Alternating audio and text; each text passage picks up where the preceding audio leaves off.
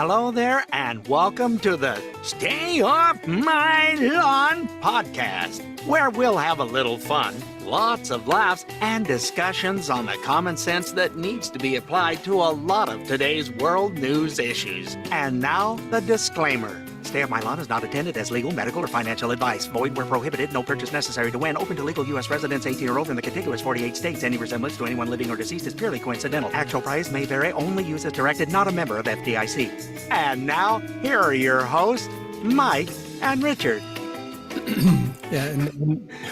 No. I always use it as directed. I mean, no animals were harmed in the making of it. Welcome to Stay Off My, this week's episode of Stay Off My Lawn. It is June 16th. Yes, it is, obviously. Halfway through 2026? Is it 2020? The 1940, what is it? This is episode number 167. And by the way, we are coming out with a special around the 4th of July, around the 250th anniversary of the birth of this nation. It's about the Declaration of Independence, its signers, how things turned out for some of them. And we will have a full reading, Richard and I going back and forth, of the Declaration of Independence. It's longer than you think. I think it's longer than the Constitution. The sentences are longer than you think. We thought, well, we'll just change off paragraphs. Oh, my Lord. Each paragraph is one sentence, commas, colons. It's like, you ever heard of a period? When I was in high school, the English teacher would go, this is an example of a run-on sentence. If it takes you 5 minutes to finish it, then yes, it's a run-on sentence. But we'll have that for you probably. It'll come out probably on the 4th. So we'll have that ready to go for you. That'll be fun. What day is that? Let me see. I think the 4th is on a Friday, isn't it? Friday. Yeah, it looks like it's on a Friday. So it'll either be on a Saturday. It'll be either on the 4th or the day or the next podcast drop, which is normally on Tuesday. So we might just have that as the podcast, but we'll have to wait and see. It depends on how much is in the news. We've got a lot of stuff in the news.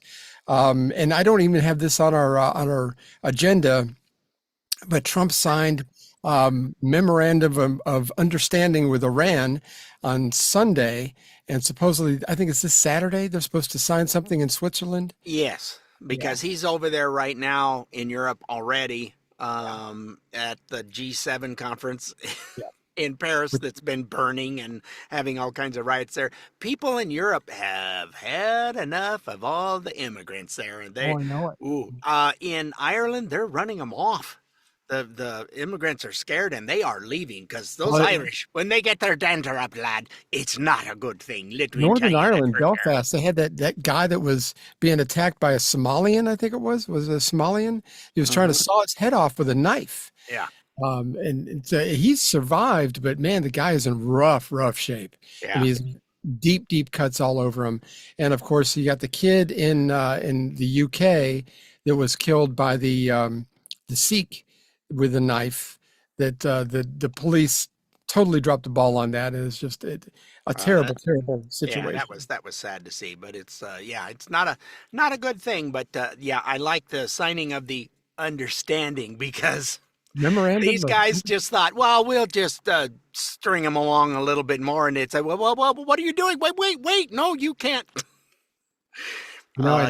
They've bombed. They have nothing left of their military. I like the one bunker buster that went down, and you see it go boom, and then it's like fireworks, boom, boom, boom, boom, boom. It's just all of their missiles and drones that were down there. Yeah, not anymore. Yeah, that's what happens. It's like when you ever see a fire and somebody's house is burning down, and all of a sudden it's like, bah, bah, bah, bah, bah. It was like, well, they got to their ammunition. It's the same kind of thing. Yeah. But and I'm cautiously optimistic. I like the idea that we're looks like we're trying to bring this thing to a close. I know yesterday gas prices, or not gas prices yet, but the barrel of oil was just over $80 a barrel, I think, yesterday. At one point it got down to $77 a barrel and then went back up a little bit. Okay. So it went down below 80 and then went back up. Yeah, and of course the stock market went through the roof. I think the Dow hit a new record yesterday, and I think everything was up like 2%. It was incredible, incredible Yeah. day. Yeah. You had Keem was saying, "Oh, and this has just been an absolute disaster. It's not done anything." Really, Yeah. really, you're That's why they gonna call really? him Timu Obama. I mean, it's like his mouth is moving, but he's saying stupid things. At least Obama, I mean, you could understand what he was saying, and you could almost buy what he was saying if you didn't know better. But with Timu Obama, it's just not the It's same. just not happening. It's like, do you all think we're stupid? It's like, and somebody said, "Oh, remember when they were trying to scare us with the hantavirus stuff? That was, oh, you're going to need to get," and everybody went, "Yeah, no."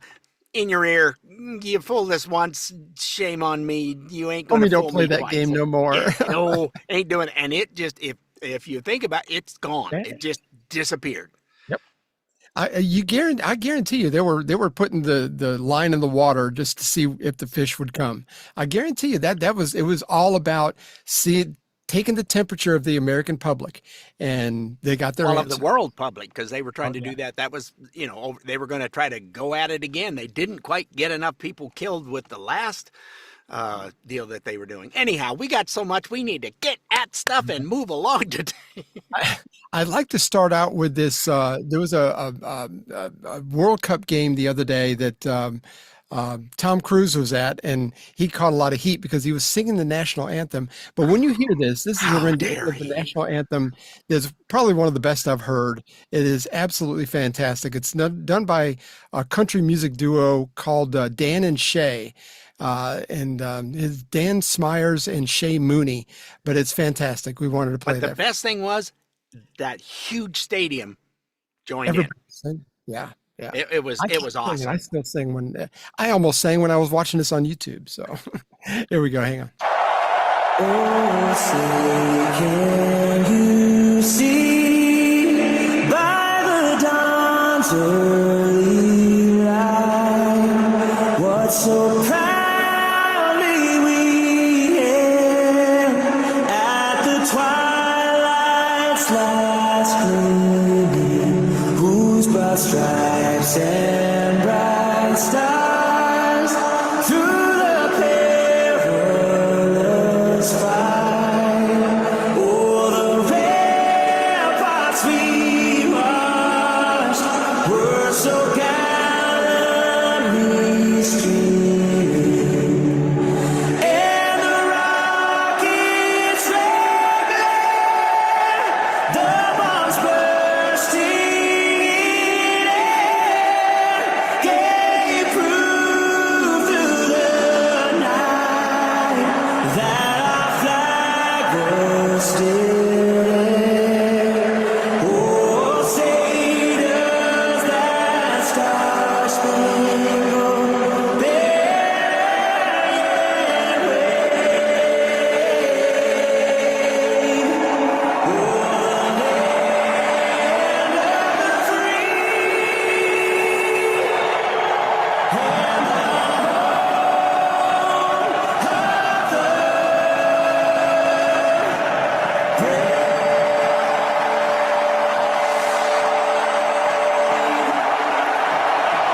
the like you said, the audience participation was off the They chart. started singing, and the crowd was all noisy, and it just went. Phew.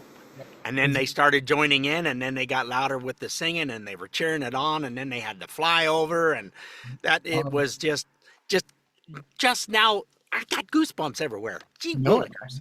this reminds me, and this is right up there with I think with Whitney Houston did the Spangled Banner at a Super Bowl some Yes. years ago. Yes, one Um, of the best, and they put that out on a little album, and it sold millions. Yes, absolutely. But I've never heard of these guys I hadn't previous either. to this. So, but anyway, moving on. Elon Musk is no longer a billionaire. The poor Oh, guy. it's so sad Um, for him. He's actually a trillionaire. I think everybody has Oh, heard this by he now. what? He Um, he shouldn't have that much money. Nobody should have that much money. The first ever with the IPO of SpaceX. He's also made 4,400 new millionaires that are current and former employees. And of course, the usual suspects are not happy. Pocahontas Elizabeth Warren put this on her X account. We're living at a time when more and more people are just hanging on by their fingernails to survive in this economy. And Elon Musk has more money and more wealth than anyone in human history. Aw. And isn't that wonderful? How is that affecting you? How is that affecting anybody? Well, I think she feels like, especially the Democrats, but more so her, feel like he's got a vault that's like Scrooge McDuck, and he's diving into his all his coins Laying on and his money bed, in the naked, vault. making money angels. Yeah. Oh, and of course she likes to say, and you know, this year, the blah, blah, blah, he didn't pay any taxes. They don't mention when he had income and things were building up and were working and were going, that he paid the largest income tax payment ever made by a single individual, $12 billion. Oh, yeah. I'll bring this up. We were talking off the air, but I saw John Stossel was interviewing someone, and Lord help me, I don't remember what the gentleman's name was, but he says there's givers and there's takers. And he said Elon Musk is a giver. All of his entities and entrepreneurship that he's built, these companies and different things that he's taken from next to nothing up, he has over 160,000 people that he's employed through his entrepreneurship and making money. And by gum, you just go ahead and make your money. Then you have takers, Pocahontas being one of them. Elizabeth Warren, what does she want to do? Tax, tax, tax, tax, tax. How did she make her millions? Well, That's the part that's making me go, things that make you go, you don't complain. And who are the left not complaining about? Not a word about Soros. Not a word about, what's his last name, Singer, that's over in China, that's a billionaire, sending them all kinds of money for, no, those people, those are good billionaires. Sure. No, they happen to be a Democrat, and so they're fine. Yeah. I think it was Harry Truman that said that you show me somebody in public service, basically, that's rich, that I'll show you a crook. And that is because that's what we're seeing in Congress. Yeah. Republicans and Democrats. Yes. No, it's not just one. One Eye is no longer in there because people are just not tolerating the rhinos anymore. Yep. So anyhow, but again, this whole class warfare thing, it falls on deaf ears with those of us who call ourselves conservative, because we know that just because someone else is rich doesn't mean that I have less. It has nothing to do with that, and we could quote Milton Friedman all day long. He was another one that that guy understood economics, and there is no way in a capitalist system just because someone has made it means somebody else didn't. There's not a finite amount of money. Everybody can make their own. And it's just good choices. He's a smart guy. And when the government runs out of their money, which is basically finite because they don't do anything to make money, they just print more. Ta-da! Good deal. Well, it should be finite, but they always spend more than what they the tax revenue pull in. There's a little thing that's caused by that, and it's called inflation. Yes. And Reagan called that a hidden tax, inflation. Yes. Yep. And we're paying it up the nose right now from 4 years ago.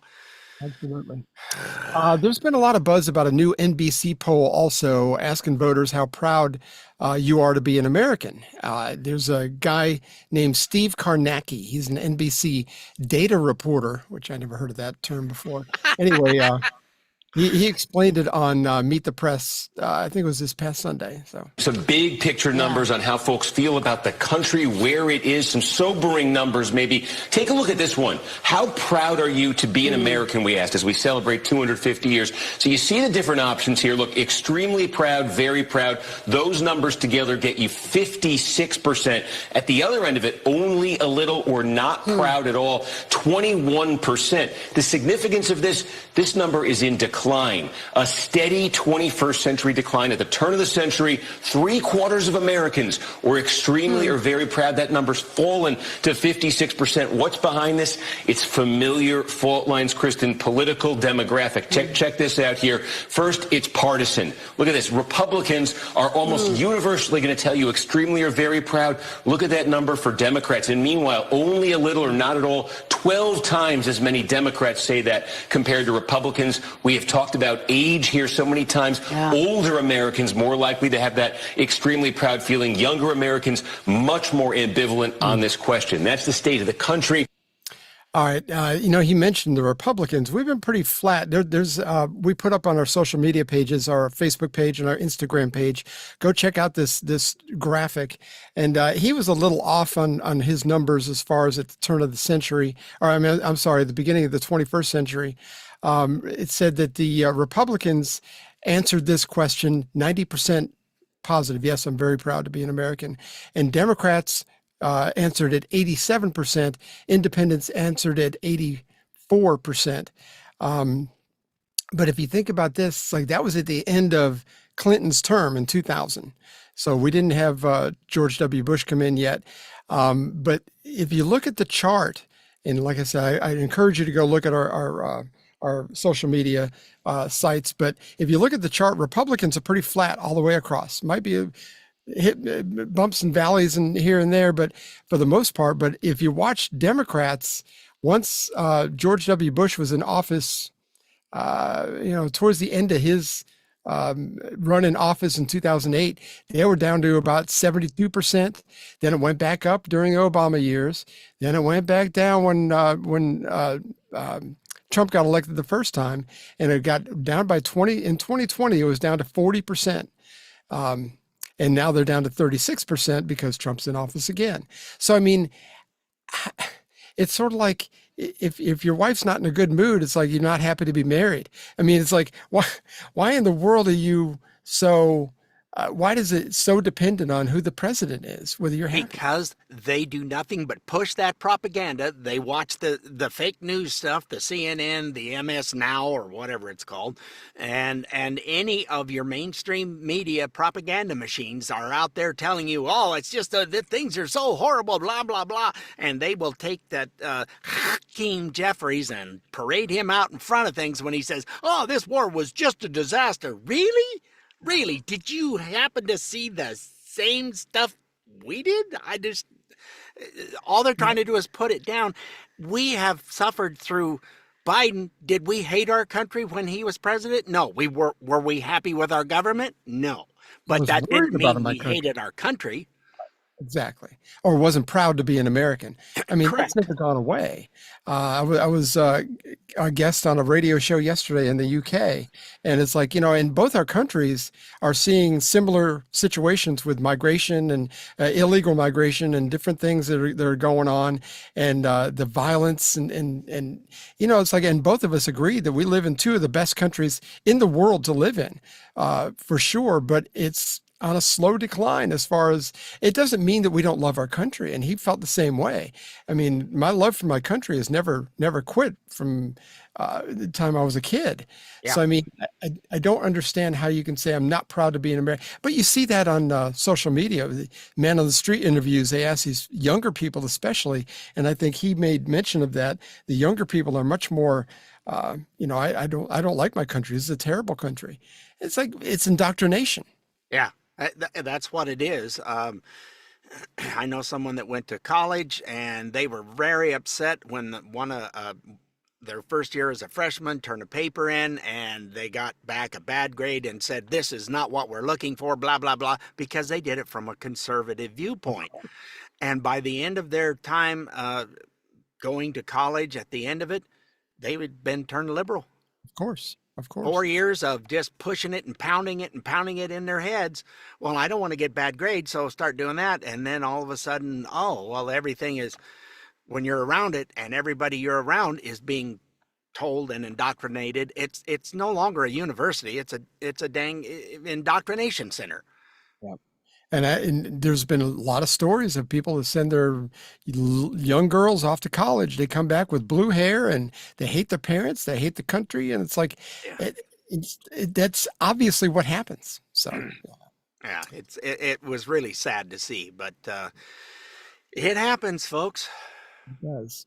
On that subject, the View's Sonny Hosten was asked about America's 250th birthday, and Do any of her opinions really count? They're yeah, funny, no, but not to me, but I mean, she believes that she's another one of those. She's just like Hakeem, believes in her heart of hearts that she is an intellectual, and there's just not a whole lot of substance there to prove that point. I mean, I don't think there's enough to. I think I'd throw it out of court if it was in front of me. But anyway, here she is talking about her views on America's 250th birthday. So you want me to celebrate 1776 and my ancestors were not free. Right.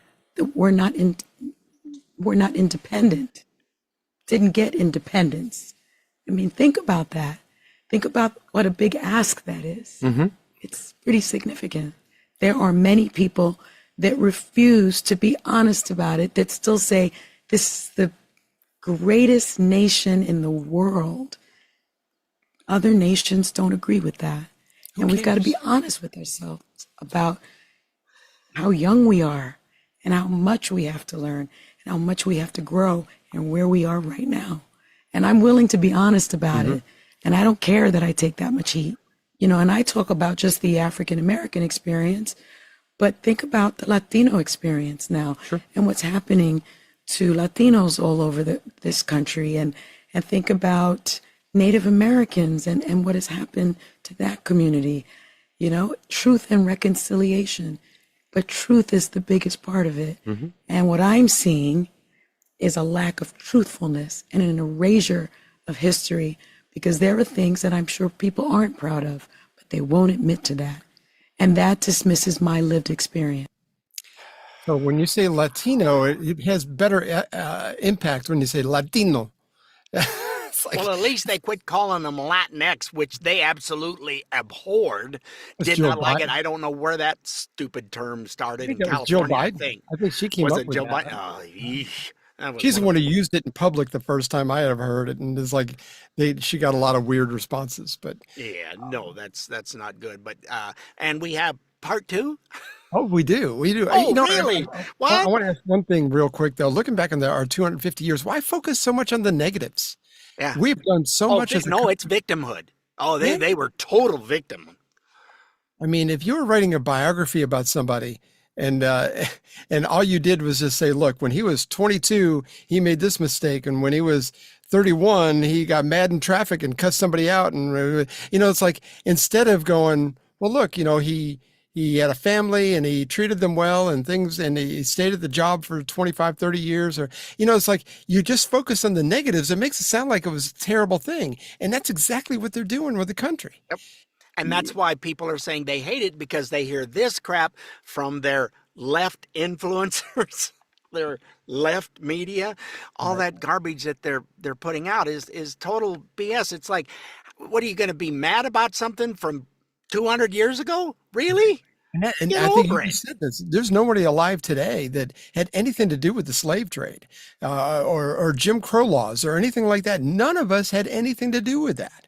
And so, I mean, to blame us for that kind of thing, and certainly, and we got to follow up on this. You can't look at somebody's skin color, and supposed ancestry and make any kind of determination.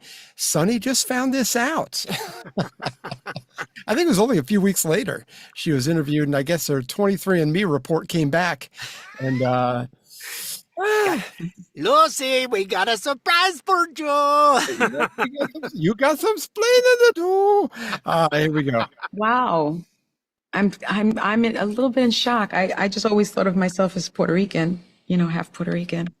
I didn't think I was, my family was originally from Spain and slaveholders. Yeah. So how are you feeling, my friend? I think it's actually pretty interesting that my husband and I have shared roots. Yeah.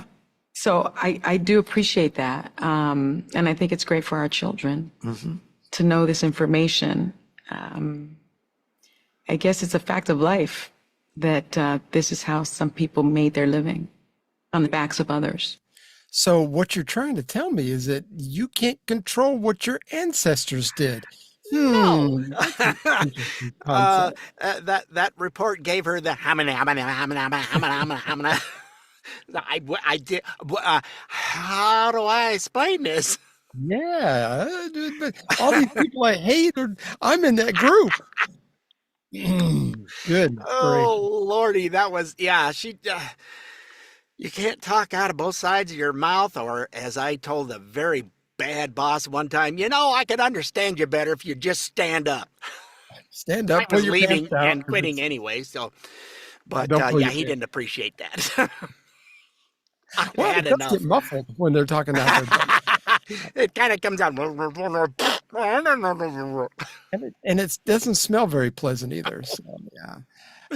Take a minute, something. I mean, I got an Altoid. Hang on a second. This won't hurt at all. This won't hurt at all.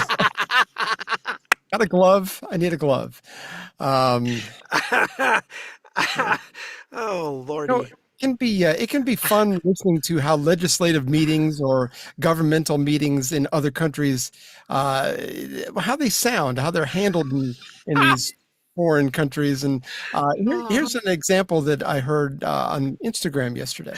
I can do the same thing every council meeting. I can, and I can make the decision. You can do everyone. Yeah, I'm like, no. This is the way the factories. The question here is, who brought this resolution? The original. Very good. Original Satnam brought it. Satnam brought it. No. Anyway, you can back them. My question is this. The guy is there. He's not outside. No. He's scared. But he comes back. He's speaking right now. I am speaking. Excuse me. I have done enough. Your behavior is very bad. Good enough. Okay, very enough. Because you are very disrespectful man. I want to speak for 30 No, excuse me. I'm speaking. It's not allowed anybody in the board speaking. This is. You are my father to censor like outside business. Are you my parenting? Are you my parenting? I thought it was mostly English. But looking at that, I mean, what country do you think that was? But wait, there's more. Let's see. Oh, I see. It was in Hamtramck, Michigan. Oh, Michigan. yeah, that great country of Michigan. It was a legislative meeting in Michigan. Yeah, had to be something close to Detroit, Flint.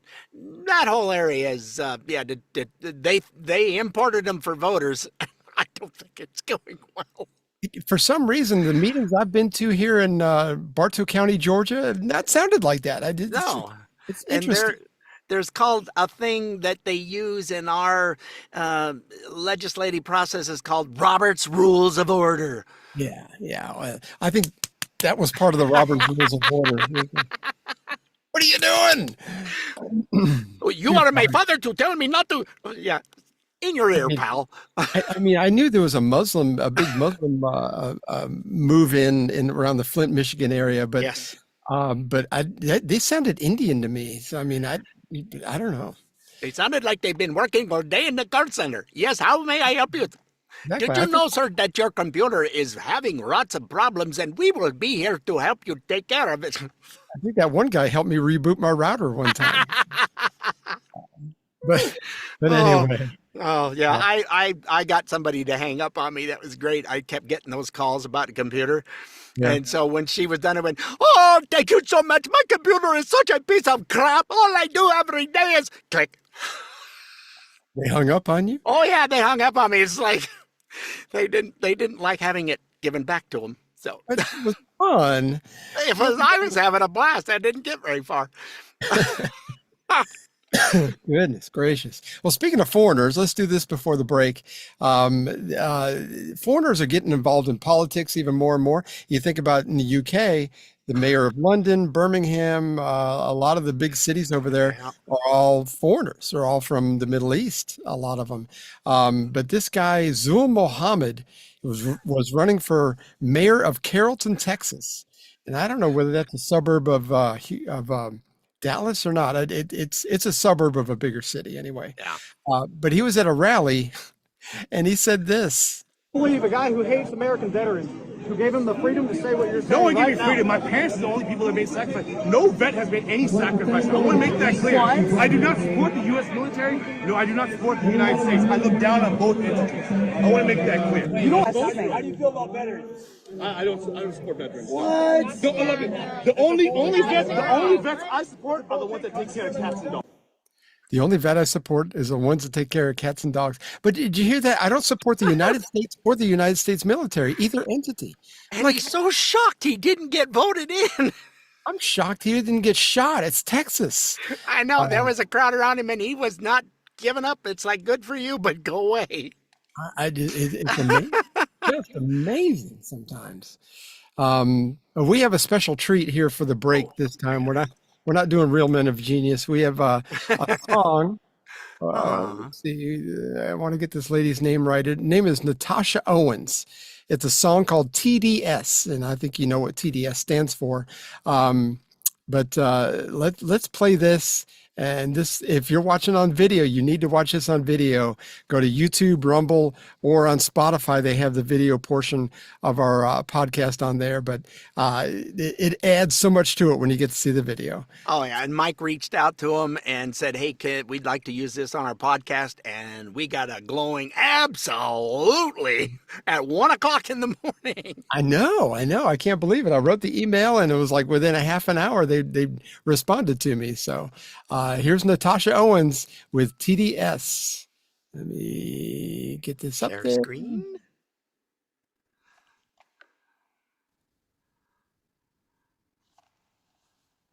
And is it going to play? Is it going to play? Maybe not. Oh, it did earlier. Did earlier. Let's just try it again. Let's do this.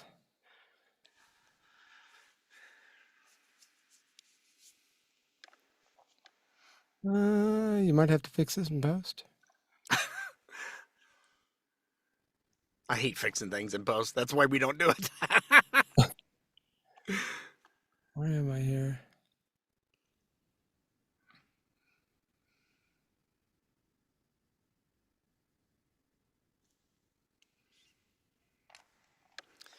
Well, while we're having this delay. Here it is.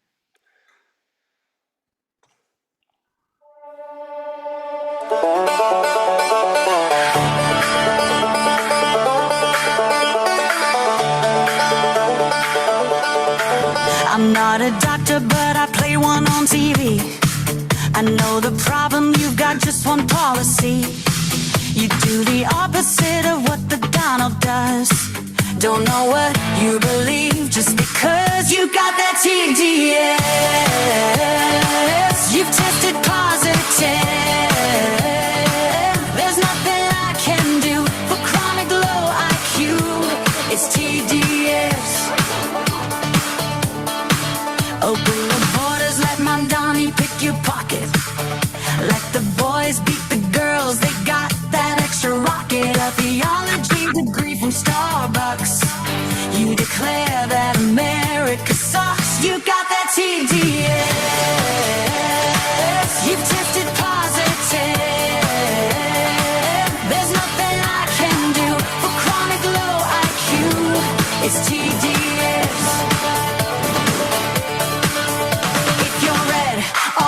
Let's get this party started. If you're left, you're blue and probably retarded. Like Rosie, De Niro, Jimmy Kimmel, Kathy Griffin. No kings, no kidding. We don't live in Great Britain. If J6 was the worst thing you've ever seen, Soros, burning Sadies, a mostly peaceful thing. Bring back the cartels, commute their crimes. Sack the fact checkers like the New York Times. He's a Nazi, a fascist, a racist dictator who lets you say what you want to say.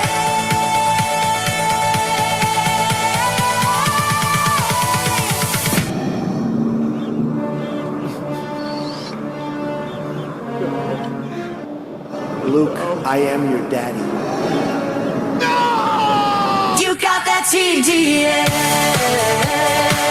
You've tested positive. There's nothing I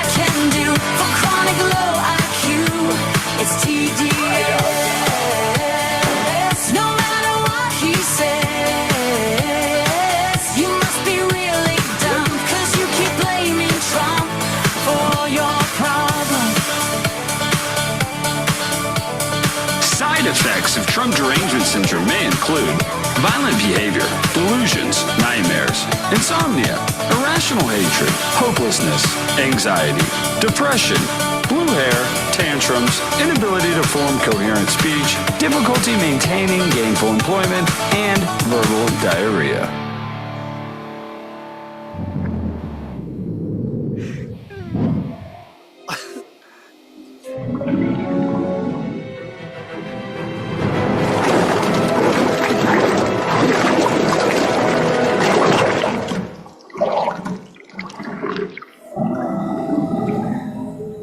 There's no cure in sight.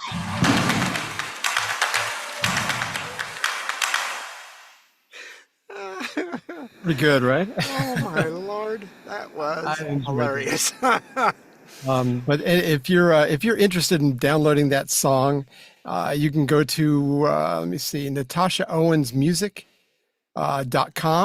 or you can go to iTunes and download it there. And I think you got to pay $1.29 or something for it. But it's fantastic, and she's great. Yeah, I think everybody ought to be playing this every time they get a chance. Oh, the AI in that. Every time I've seen it, there's something else I hadn't noticed before. There's so much stuff going on. It's hilarious. Colin Kaepernick with the football dummy, and it's like so many little things. And then what's his name? Alec Baldwin with a gun in his hand. It's like, yeah, I missed that one before. It's like, oh, that was. Pointed out to Barbara, and she's like going, oh. It's like, yeah. I love it. Too much? No, we don't think so. We thought it was hilarious. And thank you so much, Natasha Owens, and your producer in that, who gave us permission to use that. We really, really appreciate it. So, yeah, get out there and share that with somebody else, because it is just too good not to share. And the full video is on YouTube. You find her channel on YouTube, and you can find it there. There's links on natashaowensmusic.com anyway. But if you go to her YouTube channel, I've been subscribed to it. I had not heard of this lady before, but it is well put together. Like you said, the AI is so perfect. I don't know how they don't get sued. I'll be honest. I will say that the AI of Kathy Griffin? Gabbard? Yeah.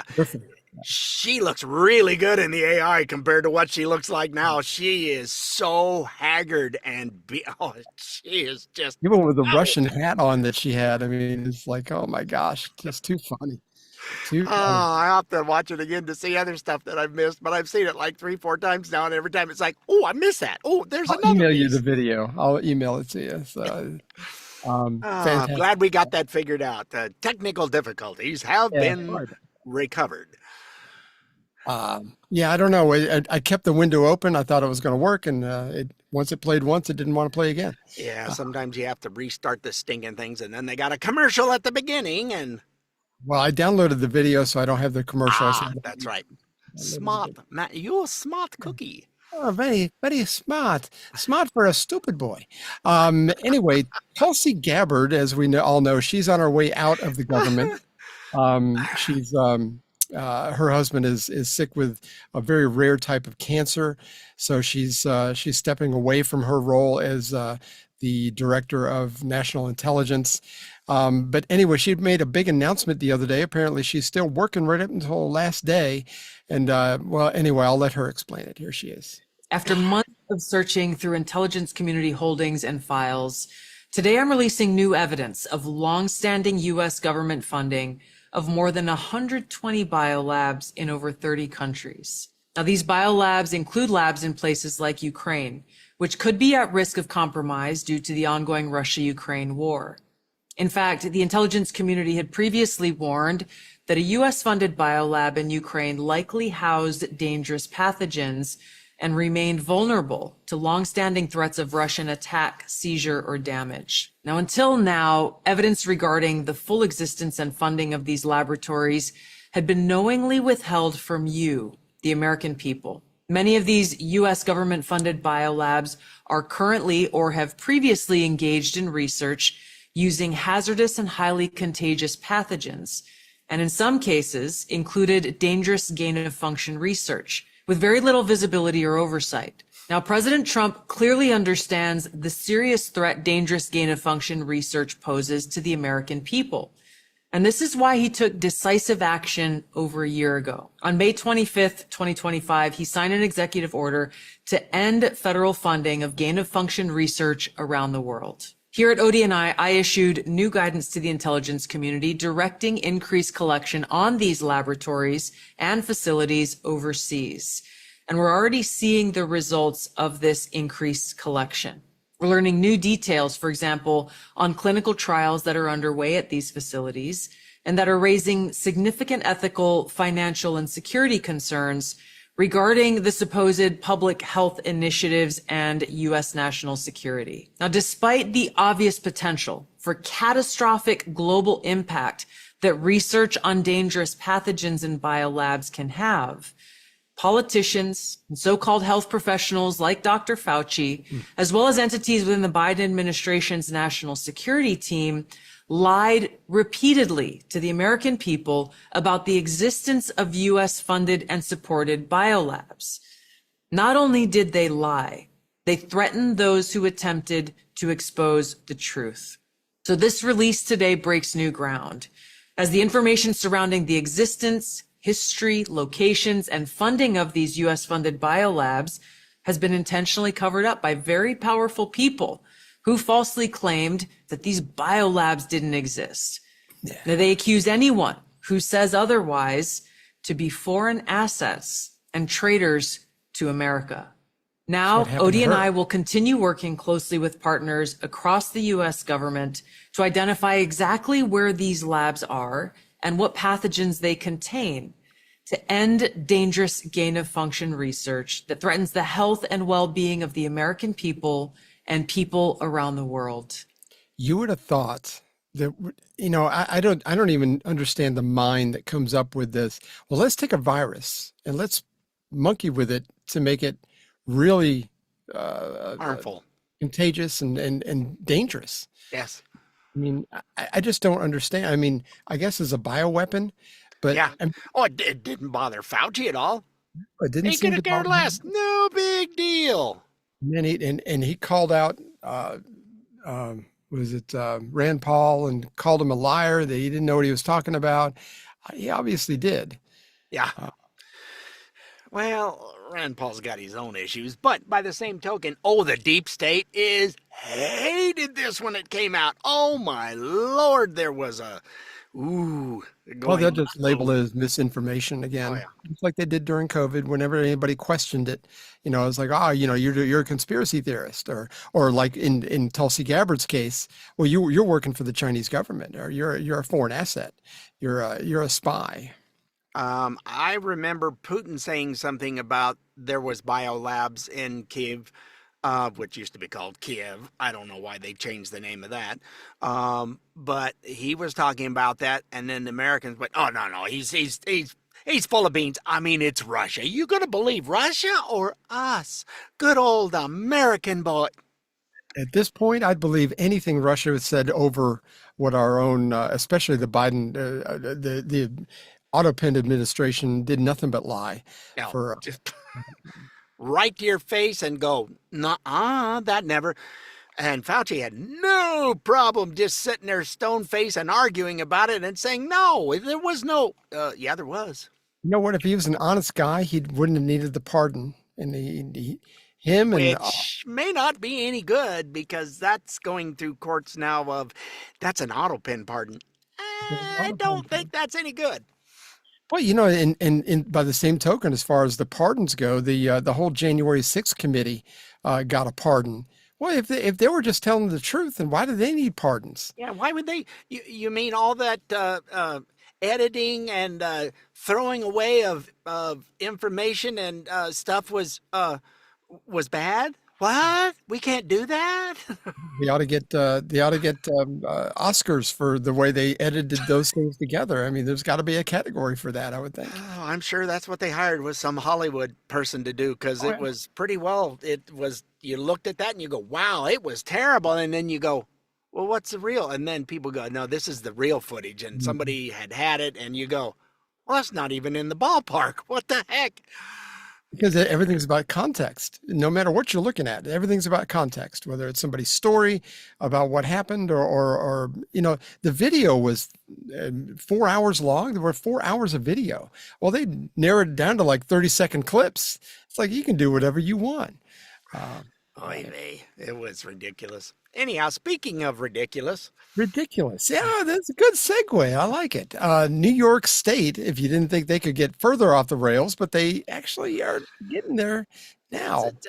I don't think they're even on a rail to begin with, so this is not helping. This is kind of like the train is headed to the gorge and the trestle is out, and they're still headed to the gorge knowing the trestle's out. Whatever. The conductor's like going, the conductor is drunk, apparently, because he's just full speed ahead. As heck wasn't Casey Jones. That's all I'm saying. It certainly was not.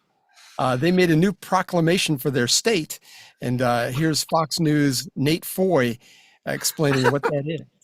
New York Democrats argue the words mother and father are outdated and need to be replaced with more inclusive terms under state law. All that's needed now is Governor Kathy Hochul's signature. So if Hochul approves, in New York's family court and in domestic and education law, a mother would be labeled as a gestating parent, a father as a non-gestating parent, and paternity proceedings to determine the child's father would be called parentage proceedings.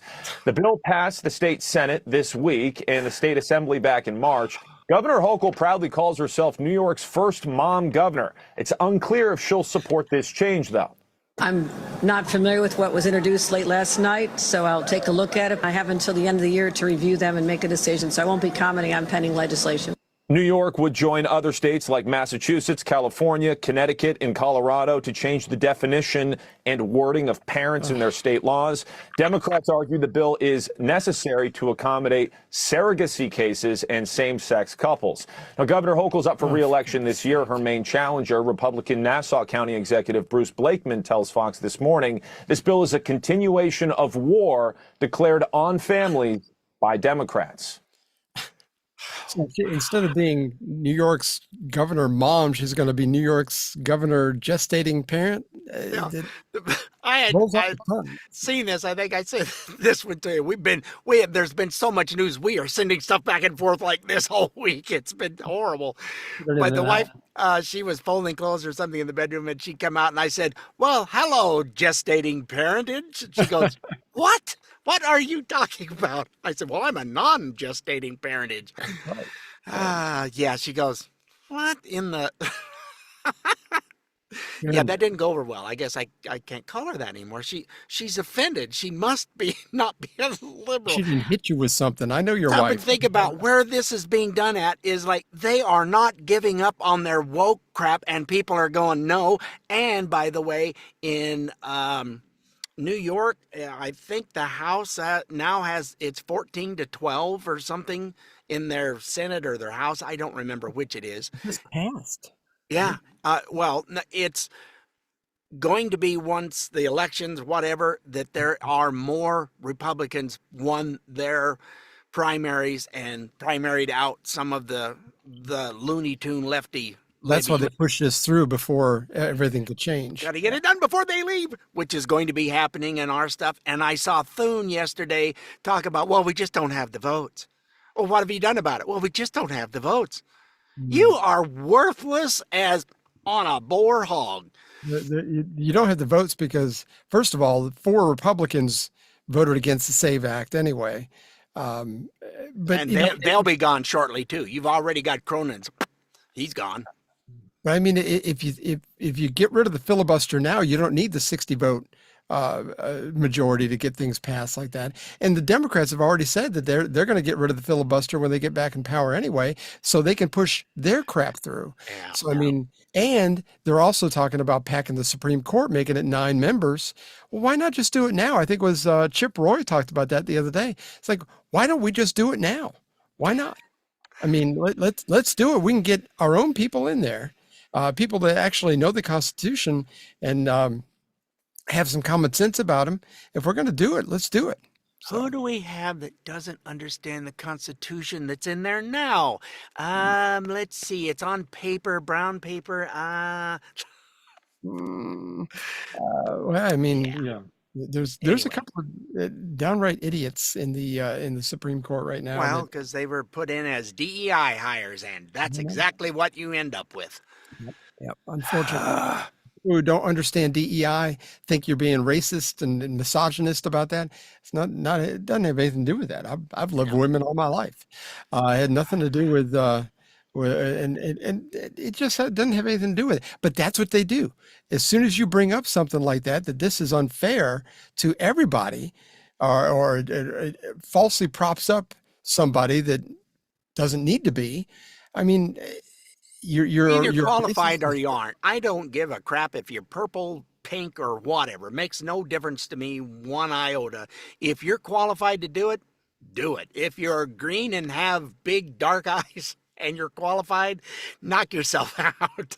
But they still throw Charlie Kirk under the bus for saying that if he got on an airplane and there was a black pilot, that he'd wonder whether it was a DEI hire, because I mean, it's just one of those things. You just got to wonder. Anyway, on a more positive note. On a positive I'm note, good at this, aren't I? You are part of the America 250 celebration and Freedom 250 celebration. Seems like they've kind of combined efforts ever since that whole was it America State Fair or America's Fair? A bunch of those artists backed out. They've kind of combined forces with that. Everybody but Vanilla Ice and seemed like there was somebody else that did not back out, but Martina McBride backed out, and Milli Vanilli, which there's only one of them left, and those two guys didn't even sing the original Milli. Anyway, it did. So anyway, there's a new thing that America250.org, I think it is Americas250.org. They're going to bury a time capsule in Independence National Historic Park in Philadelphia, where all this got started. It will contain, by the way, if you keep in score, this is the 250 is actually called, I learned this yesterday, so I'm going to brag on myself a little bit, semi-quincentennial. Just so you know. I heard that this morning. Yeah. I went, it's what? Oh, okay. Well, it has a name now. I'm just going to call it 250th anniversary because I have it down in front of me. I'm not going to remember that. It's going to contain contributions from all 50 states, DC, and our 5 territories. Along with cultural things like an iPhone 17 Pro Max is going to be in there. A handheld flag from this year's Rose Bowl parade. A coin from the 2026 NFL playoffs, which in 2276, when this is opened, I don't know how anybody's going to do. What the heck is this? Anyway, a photo of the 2026 PGA champion and the starting lineup from the 2026 season opening Phillies Rangers game. So, pretty interesting stuff. Among other innovative contributions is the Library of Congress. This is the one that got me. Molecular data storage device. It's a tiny metal vial about the length of a pencil eraser. And It contains synthetic DNA encoded with digital copies of selected library collection items, like the Thomas Jefferson's rough draft of the Declaration of Independence. That's really cool. Francis Scott Key's handwritten lyrics of the Star Spangled Banner. An 1898 audio recording of the Star Spangled Banner, actually sung by John Philip Sousa's band, or played by John Philip Sousa's band. There's a 3D rendering of President Abraham Lincoln's hand. And this is all going to be opened in 2276. I believe Jesus is going to come back in the next year or two, but I mean, if we're still around by then, I mean, we'll have to see. But there's a lot of info. Go to America250.org, and you can go through a lot of that info and find. There's also celebrations. There's block parties all over the country. If you click on the map under block parties, you can see in your area whether there's celebrations. There's a thing on July 3rd in Woodstock, Georgia that I was thinking about going to see. It's music from the Georgia Symphony Orchestra, and it's all patriotic music, and so I think that would be kind of cool. Yeah. And that's within 20 miles, 25 miles from me. So Yeah, and each state gets to put in something. And we were talking off air in our promo about Idaho. Well, they got to put a potato in there, and by the time they open it, that potato's not going to be real good looking. So I come up with a brilliant idea. Put in a Mr. Potato Head. Ta-da! That still represents the state, because when I was a kid and Mr. Potato Head came out, there was no potato. It was just the parts, the eyes and the arms and the legs and all that, and you stuck them into a real potato, which we happen to have a lot of around here. yeah, I didn't know that. The only thing I ever saw, I mean, I never owned one, but I mean, the only thing I ever saw actually had the plastic potato that you stuck all that stuff in. Yeah, using a real potato to make a Mr. Potato Head didn't last very long. We never had the game. We saw it, and it's like, why would you want to stick that stuff into a potato for? That's for eating. What are you doing? Yeah, I was going to say, somebody got hungry, and where'd my toy go? Oh, my. Hey, we did it. We did a good job today, bud. We stayed on task. We blew through everything we needed to blow through, and but there's a lot of good information in today's show. So I think it just the news. There's so much happening. What's going on over there, and the left is still saying that Iran won. It's like, what? They have no navy. Their military's been decimated. They were shooting like 100 rockets a day off, and it's down to they toss one up every once in a while. They don't have anything left. Their drones are done. We've just virtually wiped out the Navy and their little skeeter boats. So how did we lose? Yeah, and all the bombs that were in the Strait of Hormuz were the Claymore mines, basically. Oh yeah, they're almost all gone too. Yeah, so they've been working at that. We were taking out. Stealing's a strong word. When we wiped out all their stuff along the coastline where they were flying blind, they had no radar, they couldn't see anything. We just brought a vessel in, and here you go, fill her up, buddy, and off you go. And we were letting them through, and they didn't know a thing about it. In some cases, I heard that they transferred the oil from one tanker to another to get it all the way through. But I mean, things were getting through. I think that's why the oil prices didn't get up to like $130 a barrel. Well, they were talking $200 a barrel. The naysayers, the nanaires. So anyway, it's all good. By the way, from when we went to Hawaii, our gas prices were $4.72. They're down now to $4.30. So it came down almost 35 cents. Over 35 cents in just 2 weeks, 3 weeks. In Idaho? Yes, it went. The bottom fell out. I think we've gone from 370 something down to I think it was 346 I paid the other day. So that's not terrible. Plus fuel points at Kroger. If you got a Kroger in your area, use them. Albertsons, same thing. Albertsons, I got 60 cents off yesterday because she was empty. It took over 16 gallons of gas. It's only got a 21-gallon tank. I don't like it getting that low to the bottom. But it was only $60 to fill it up. I was shocked. So using those fuel points helps. It really does. Got to do what you got to do when things are what they are. We don't go very far anyway. Okay, let's get to Paul Harvey. Oh, this is a wonderful rest of the story about a couple that we all know, and you will figure it out at the very end. Here we go. The rest of the story. Herb and May, always fighting as they were, never quite came to blows, far as anyone knows. Still fighting all the time, over money which neither had, over liquor of which both had too much, and yet in the eye of that human hurricane was this. Herb and May were different as night and day. He, the sociable schemer, the public boozer, she, the guarded neurotic, the secret tippler, and nothing would ever change either into the other. And so it was, 10 days before Christmas 1925, that Herb and May fought one last time, because Herb had decided he'd had enough. His preparations for leaving his wife were as thorough and as cunning as the plot of any mystery novel. To get him enough money for a fresh start, he forged May's signature to the necessary forms. He borrowed $150 and then waited for the next twice-monthly payday to increase the sum sufficiently to give him enough time to make a clean getaway. He would leave work at noon for a long lunch, he had told his co-workers, to put them off guard and to keep May unsuspecting. He would invite her to meet him after work.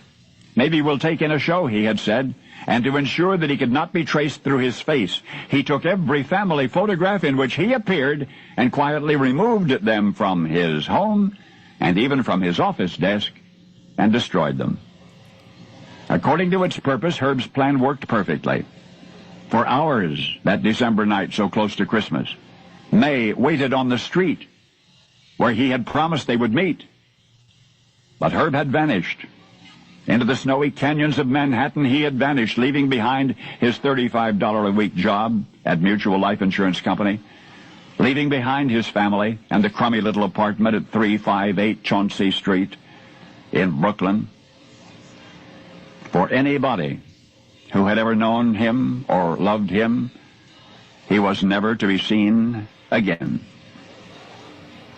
And yet in the shadows of the saga of Herb and May, all the while there trembled a little boy,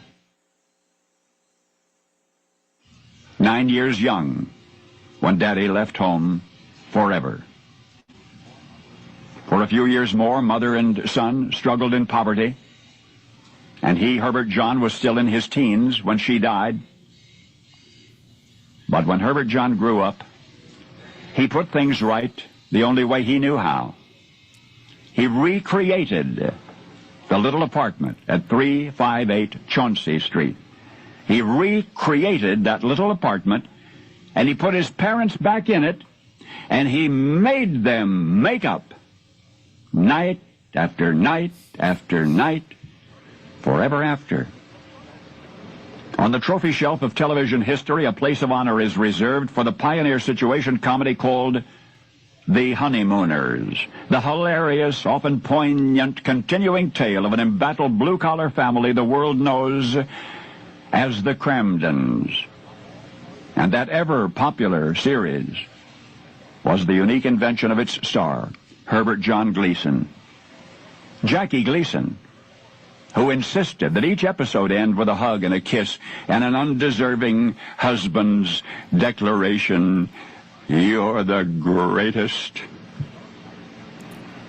Now you know why. Because now you know the rest of the story. Isn't that great? Yeah, I'm going, why would he recreate his apartment? Wait a minute. And then he says, night after night. I went, wait.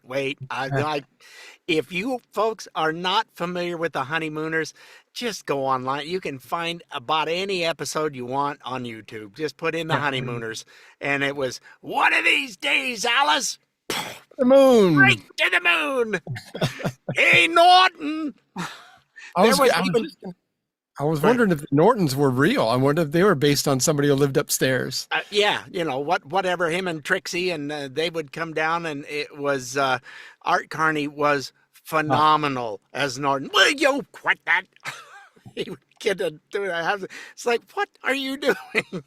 Anyway. Yeah, but the interaction, and the actors were just fantastic in that show. Back in that era, to have, it didn't sound like a script. It sounded like they were just talking to each other. And that was really unusual. Some of the stuff you would see on early TV was woof. It was rough to watch. Not this. It was fantastic. So, if you watch Dick Van Dyke and Mary Tyler Moore in their the Dick Van Dyke Show, it's like you could tell a lot of that was just like, it was painful sometimes, but it was funny because Dick Van Dyke was physically funny.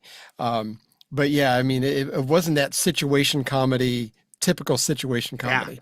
Yeah, it just seemed like you were looking in on somebody's apartment for what was going on and what scheme was happening today. And he was just a Joe Schmo bus driver that went out and did his job in the city and came home. And Norton worked in the sewers, and they were just everyday people. So Ralph came home grumpy a lot because he was like, people on that bus were just terrible. But yeah, no, I've never seen the show. No, me neither. Anyway, we hope you were somewhat informed and had fun like we did. We did have a lot of fun today. Yeah, we did. Find us on iTunes, Spotify, iHeart, Amazon Smart Speaker, Rumble, or wherever you find podcasts. I got to get better than I did in the promo. Yeah, you did. Well, the promo was... And no, I'm not editing it. It was a mess. I almost cut my own throat. Oh, and if you have trouble finding podcasts, but you know how to get to our website, just go to our good old website of stayoffmylawn.us for all our past and present episodes. Right. We will see you next week, folks. Oh, toodles, and thanks so much for tuning in. And be sure and tell a friend. We appreciate all of you doing that. We're now up in 76 countries. So let's spread it around and have a good time. Why not? It's bad news. We'll try to make it fun. Yeah, why not? Toodles. Well, we had fun and hope you did too. The opinions heard here today are not those of anyone other than Mike and Richard. If it made you laugh or go, or even, then we've done our job. Sort of. Well, mostly anyway. And if we made you think about things in a common sense manner, we welcome you to the club. And if it didn't, then just stay off my lawn. See you next time.